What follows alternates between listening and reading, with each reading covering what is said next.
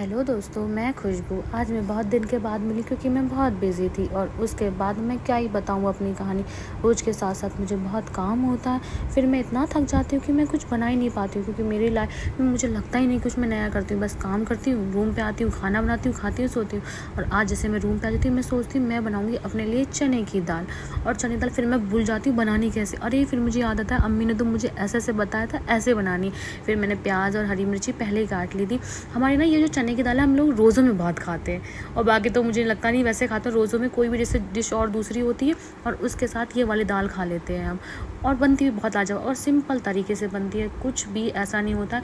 और फिर मैंने फटाफट अपने लिए चावल रख दिए। फिर मैंने कहा है मुझे तो ये रोटी से खानी थी, पर यहाँ मेरा हाथ जल जाता जब मैं ये प्याज को फ्राई करती हूँ। पर यार मुझे अपनी अम्मी की बहुत याद आई। जब मैं अपने घर पे ऐसा कुछ काम बिगाड़ती अम्मी एकदम से मुझे गाली तो देती थी ना, पर कहती थी अरे इस पे कोलगेट लगा दे, अरे इस पे ऐसा कर ले, इसके तो किसी काम में लड़ नहीं। पर यार मुझे अपनी अम्मी की बहुत याद आती है। पहले मुझे ऐसा लगता था हाँ सिर्फ मुझे ही डांटती है, सारी बहनों में से किसी और को नहीं डांटती। पर अब मुझे पता चला मुझे काबिल और कामयाब बनाने के लिए डांटती थी। आज मैं जहाँ हूँ तो बस अपनी अम्मी की वजह से।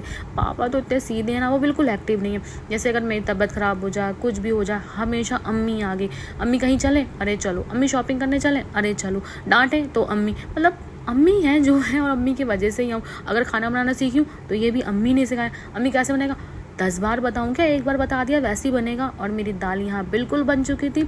अम्मी को याद करके, घर वालों को याद करके।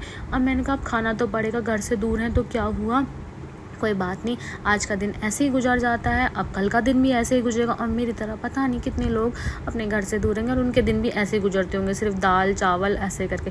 पर कोई बात नहीं, जो होता है अच्छे के लिए होता है। क्या पता हम अपनी ज़िंदगी को बेहतर बनाने के लिए यहाँ पे हों, है ना।